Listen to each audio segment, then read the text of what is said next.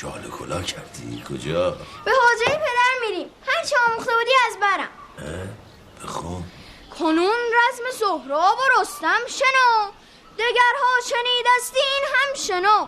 یکی داستان از پرآب چشم، دل نازک از رستم آید به خشم. اگر تندبادی براید ز گنج، به خاک افکند نارسیده ترنج. سر آقا جانو بردی بس که براش شعر خوندی. بیا بریم. اگه دوست نداشت خودش اینا رو به من نمیآموخت. حقا که حاضر جوابی تو خاندان ما موروثیه.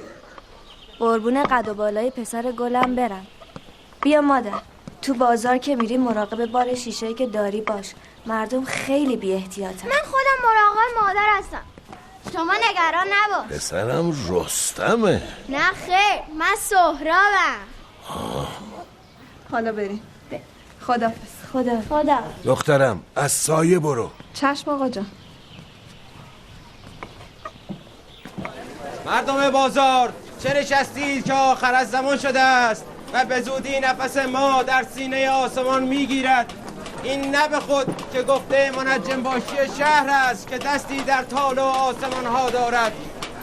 به پا خیزید و بکوشید که این بلا نفرت را از سر بگذرانید. تموم شده دیگه مسی، شب که بگیره نفسی، کن فیکون شده کسی.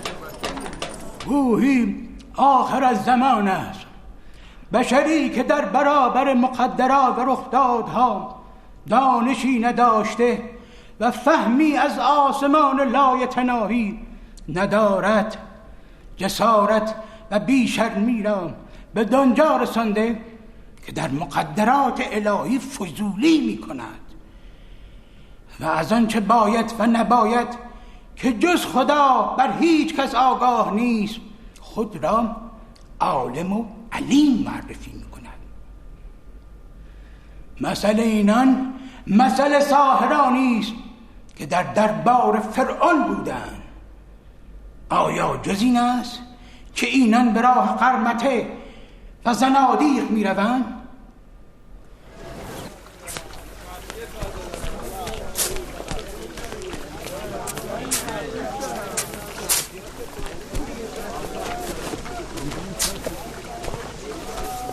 طبیب شک که من پسری مثل قیاس تو ندارم که در محضر خدا شرک کنه.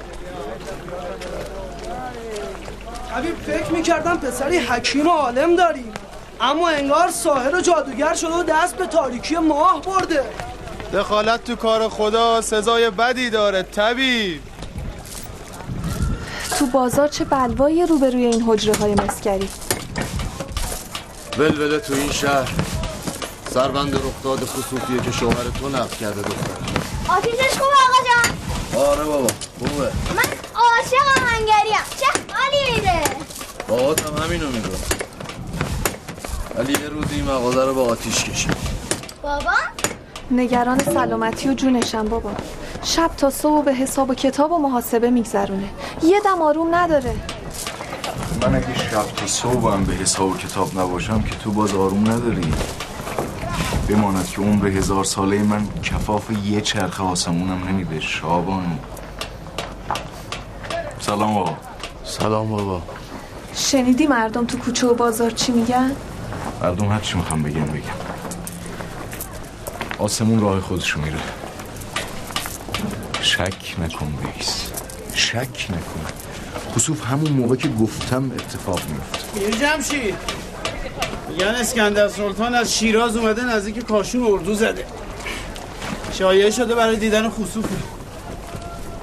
قدم ایشون هم به چشم. دارم این جماعت دور از فهم. پس با وضعیت آزارت بشم بسرم.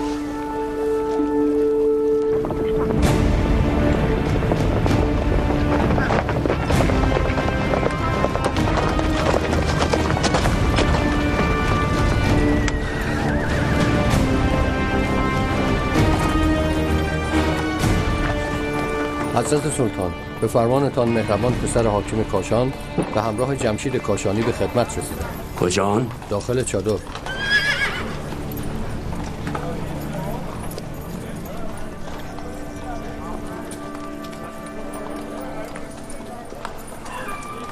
جمشید کاشانی کدوم یکی شمایی؟ ایشون غیاث الدین جمشید کاشانی، مهندس، محاسب و منجم شهره کاشان. این چه بلوایی است که در شهر و دیار به راه انداختی؟ ببینم تو از کجا میدونی که ماه چه زمانی سیاه میشه؟ سلطان حتما میدونن. مرد علمی حرف از حدس و گمان نمیزنه. هرچی گفتم محصل دانش و معرفت بوده. نمیفهمم این موضوع چرا انقدر عجیب به نظر میرسه. خواجه نصیرم زمان خودش یه همچین ادعایی کرد نه؟ او خواجه نصیر بود. تو کی هستی؟ بنده خدا جمشید، پسر طبیب شهر مسعود کاشانی ملقب به غیاث الدین هستم و یقین دارم به حول و قوه حق خسوف کامل در شب 14 ماه واقع میشه و این فقط یه نشونه است از قدرت خدایی که من از معرفتش دم میزنم.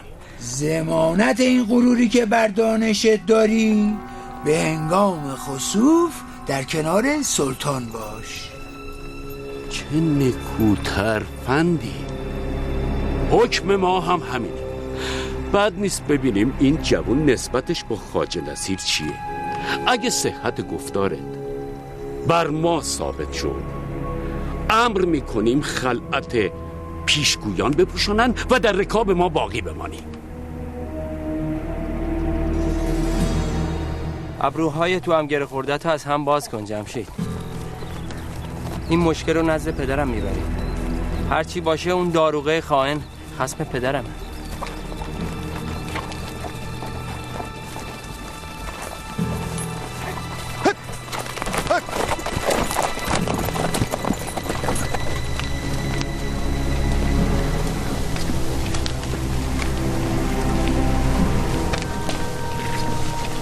امیرزاده در تدارک احداث رصدخانه است، چون رصدخانه مرابع. منو پیک فرستادن که شما رو با عزت و احترام به درگاهشون ببرم. شعفم از لطف بی حد امیرزاده قابل وصف نیست، ولی پای رفتن و کنده شدن از کاشونو ندارم. شما که میدونین پدرم پیره، زنم باردار، شدنی نیست. جمشید، اسکندر سلطان اون چره که بخواد چه به اصرار و چه به قدرت زور به دست میاره. گویین که امروز داروغه خائن منم در کنار اونه و تو کینه داروغه رو نسبت به خودت از همه کس آگاه تری. من پایان این ماجرا رو با موندگاری تو در کاشان نیک نمیبینم.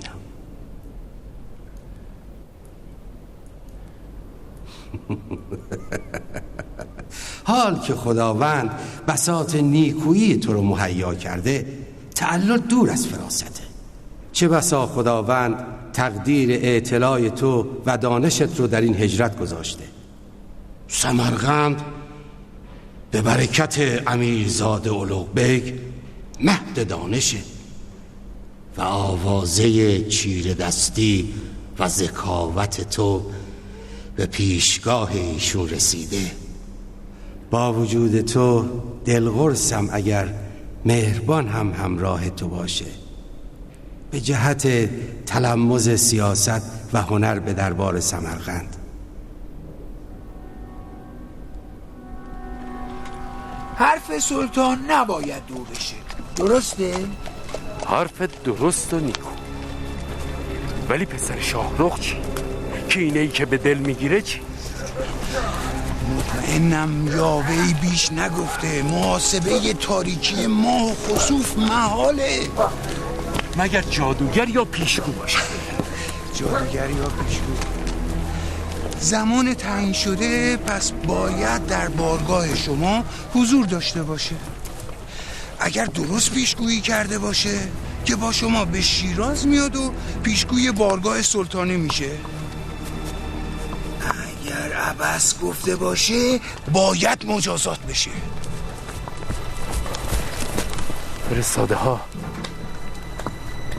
فرستاده های اولوق چی؟ نگران نباشی، با من. نمیتونم. هر کاری میکنی بکن.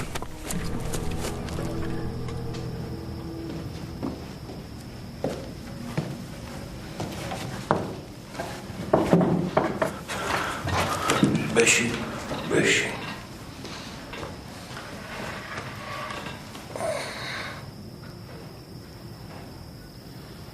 پایی رفتن ندارم آقا. دلم شور میزنه از این هجرت. شاید امروز هجرت تکلیفت باشه. این سرداب گواهی میده که پسرم هر جا باشه دلش به مهرم گره خورده. اگرچه چشام از عشق خیسه، ولی دلخوشم به بالا بلندی تو، به اطلاع تو. مثل سرو بلند شو تا همه قامت پسرم رو ببینم. دلم گواهی میده هرچی پیش روم سختیه. همین سرداب گواهی میده که جمشید من هیچ چیز رو به دست نیاورده مگر با سختی.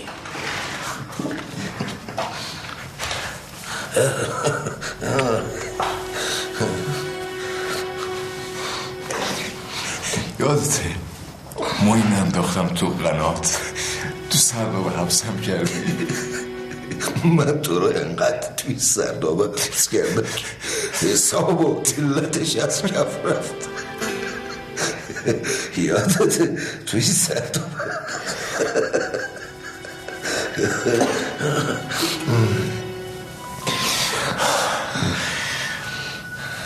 چه خوکی سرداب رو به آسمون بود.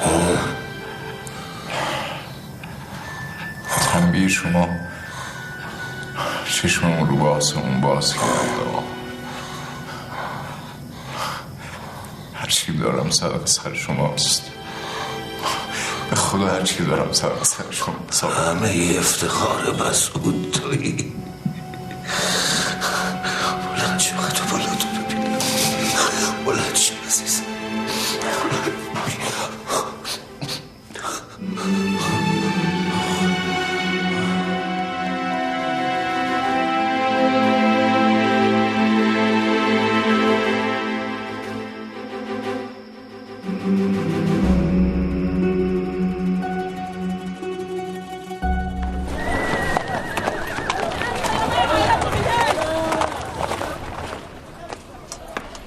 شما لبی تر کنین و دمی بیاسایین. به گمونم هر کجا باشه به زودی میرسه. زمان آسایش نیست. قرابالای اسکندر سلطان خارج شهر به انتظارن. پس با این اوضاع چگونه از شهر خارج میشید؟ جای نگرانی نیست. وعده ما نزدیک کاروانسرا خراب است. با سربازهای فرستاده های اولوغبک اسباب سفر اندک برداریم تا سبک حرکت کنیم و چابک. جون آفتاب به در نرفته باید از دروازه بدرشیم. بیم خطری هست؟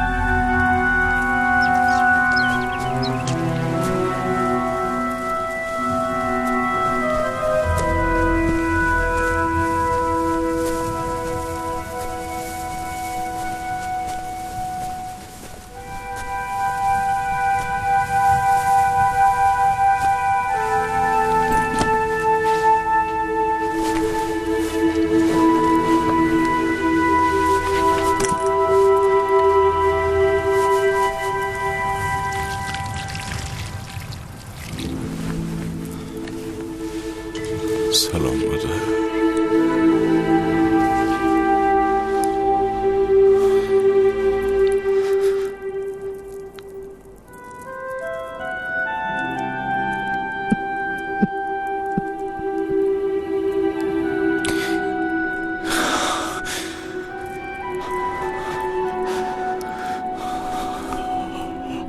حالم خوب نیست مادر.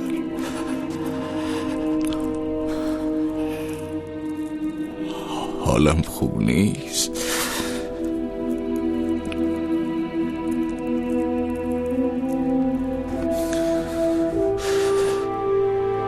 دعام کن والله.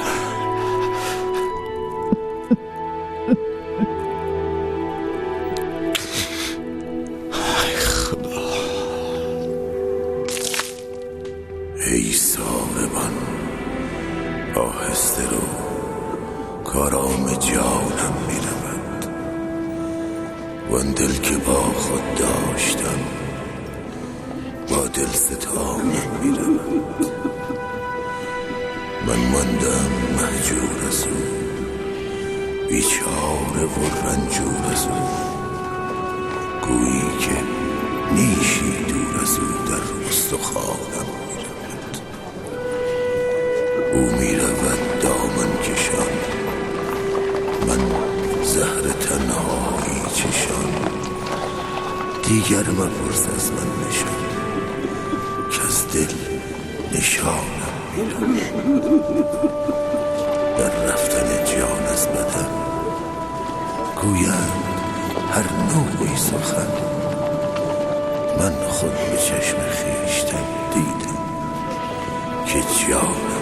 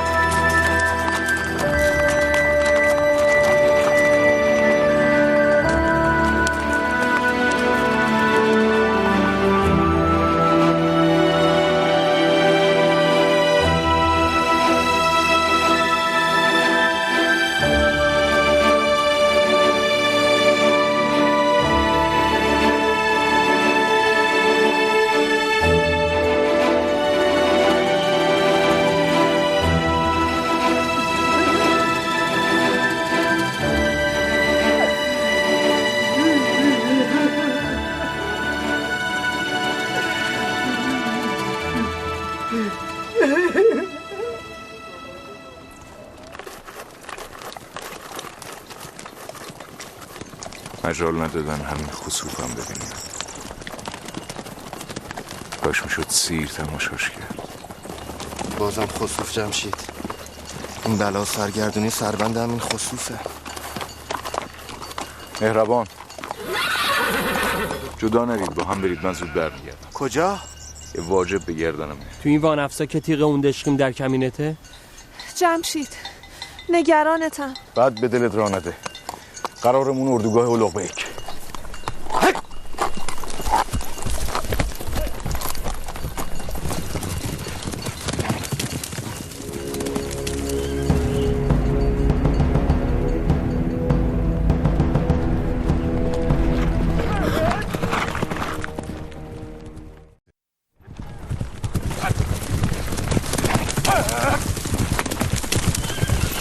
میدونستم بدون خداحافظی نمیری.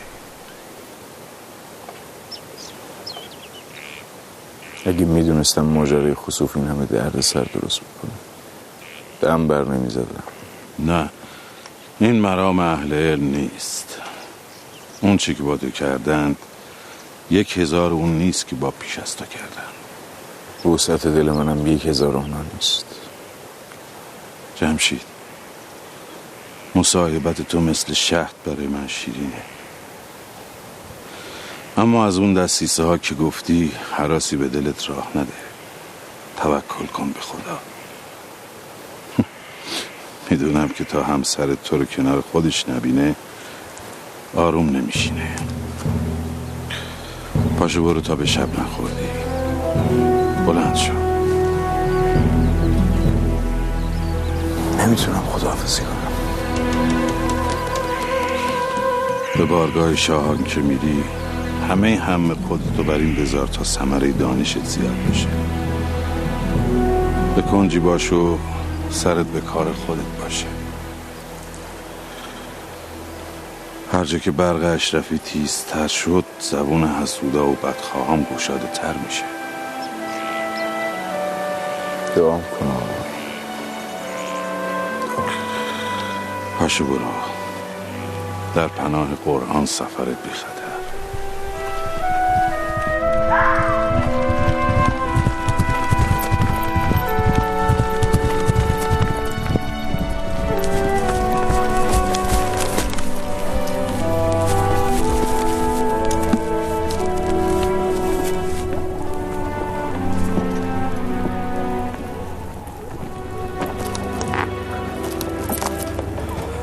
به تاخت اومدم، نگران نشین. سلام. تنهایی؟ اهل و عیالت؟ نرسیدم، بیشتر از من راه افتادم. خیلی بیشتر. کجا؟ مهربان پایین، مهربان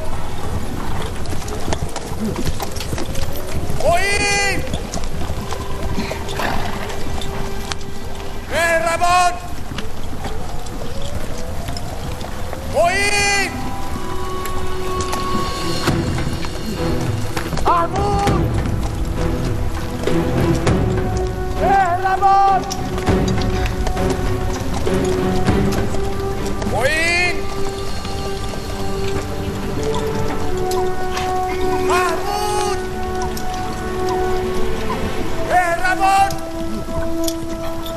محمود بیهوده هنجرتون نده. این شمایل خنجر و هنجره تو رو قاتلی تازه نمیکنه؟ ها؟ اگه میخوای سر این بچه میتونشتم خراشی اون بچه بیفته تیکه تیکت میکنم. دست کثیف تو بردار. چه شعوری. مرحبا. والله قسم در حیرتم از این همه کینه. تو کی هستی که انقدر گستاخی؟ به این قراولای همراهت بگو اگه پشه ای تو هوا تکون بخوره خونه این طفل توش دشته میشینه. بقیه همراهم کجان؟ پرسیدم کجان؟ نگران نباش همینجا.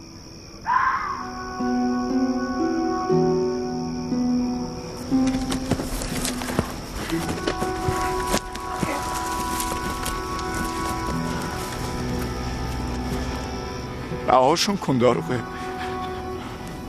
رهاشون کن، من مال تو. چرا این همه نفرت و هیچ آتیشی نمیسوزونه؟ چرا نمیسوزونه؟ نمیسوزه چون آتیشی تو سینم نهفته که رخسارم رو به خون نشونده.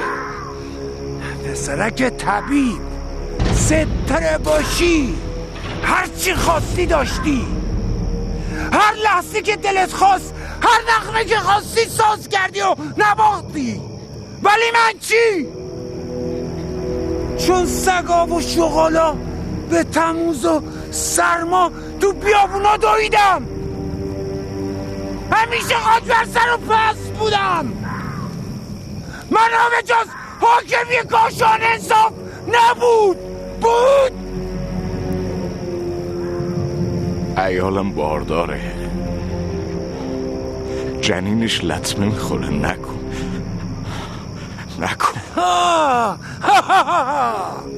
بس چرا هیچکی از کودک افلیش من سراغی نگرفت؟ همه اونو شوم میدونستن، همه منو سرکوب میزدن به بی ثمری. کی از من برتره؟ حتی اون مهربان نرم و نازکم به من ارجعتونستن. با مهربان چی کار کردی؟ چی کار کردی با مهربان؟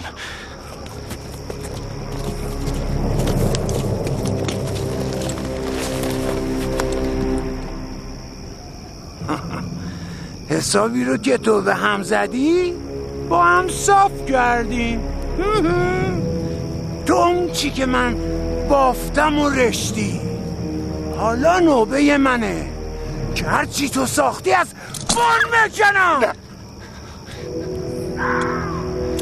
تو منو میخوای، من مال تو. اون تو نه. زانو بزن، زانو بزن.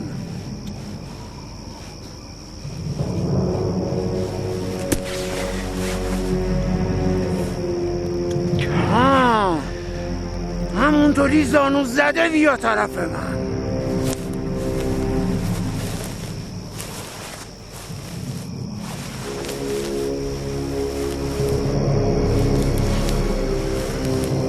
بیا خوبه، بیا.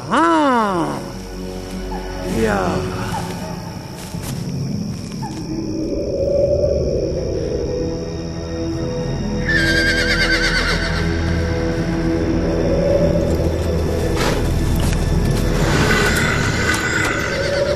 بیا روزانو. سردار رها کن بریم. سردار قهر خود ما رو گرفته. سردار چیه؟ سردار اون ساحره پیشگویاش شناس شده. سردار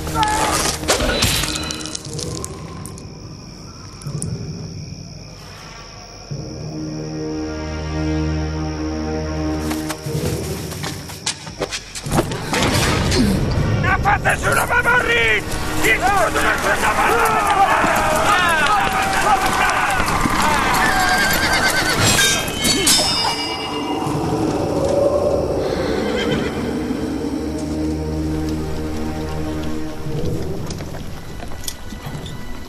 قبل از طلوع آفتاب حرکت میکنیم. سپیده نزده این جنازه باید دفن بشه. اذن دفن این جنازه با تو نیست فرمانده، با منه. بگو بذارنش زمین.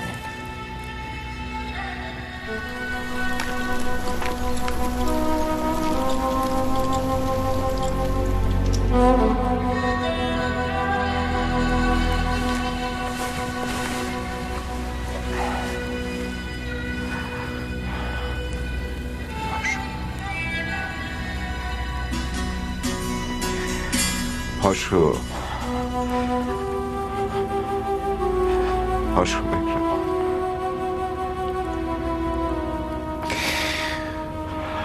پاشو به هم بگو این که تو کردی برادری نبود.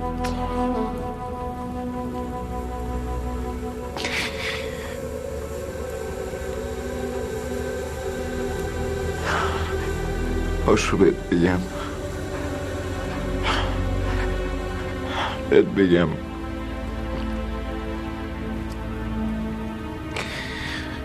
گریه نمیکنم، گریه نمیکنم.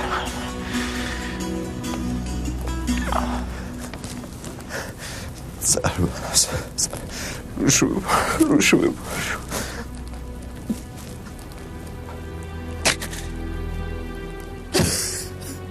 آب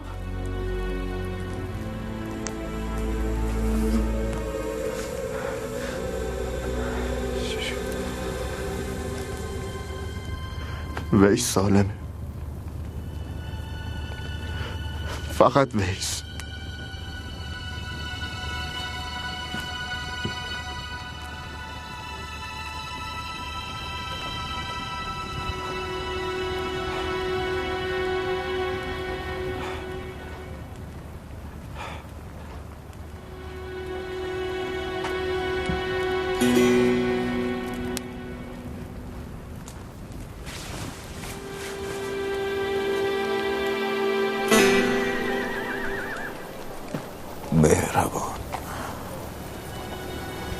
مهربان آسمونو به من سپردی که زمینو نگه داری. سفت گرفتی برادر، سفت.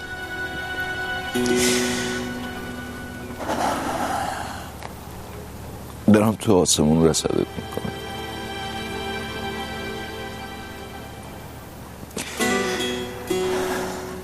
اردای قاصدی رو به سمت کاشون روانه کرد. کمر خاتون میشکن از این مصیبت. تقصیر منه. این دل افسردگی به تن خاتون افزون میشه. باید صبوری کنه. سزای اون همه محبت این نبود موین. تیغ کینه جز با خون کند نمیشه جمشید. بریم. اردای وحشت داره سیاه شب اسیرمون کنه. اردای کیت حالا میوه دلشو خاک کرده که بفهمه. تو میدونی همه اینا حکم اونه. شاید حکمت این بوده که مهربان و این نوزاد ددخویی اسرت ملک سمرقندو نبینه. حرفت حقه، اما پدر به فهم وجودش رنج میبره، نه به فهم حکمت حکیم. بریم جمشید. محمود مراقب اولادم باش مهربان، مراقب باش.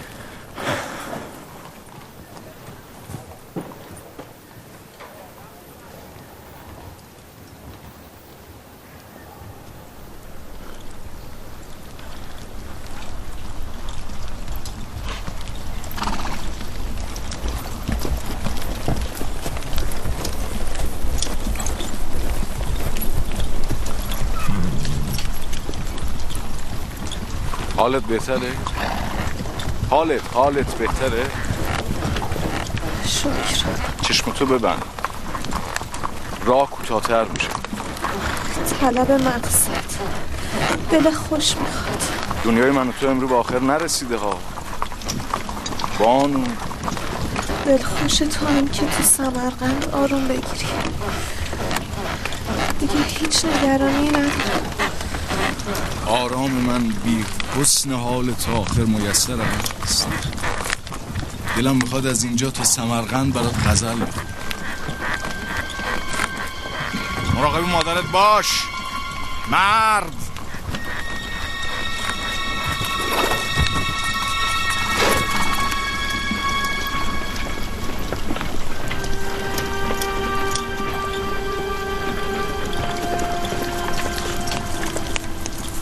احوال همسرتون بهتر بود به تخت میرفت. خوب نیست، هیچ خوب نیست.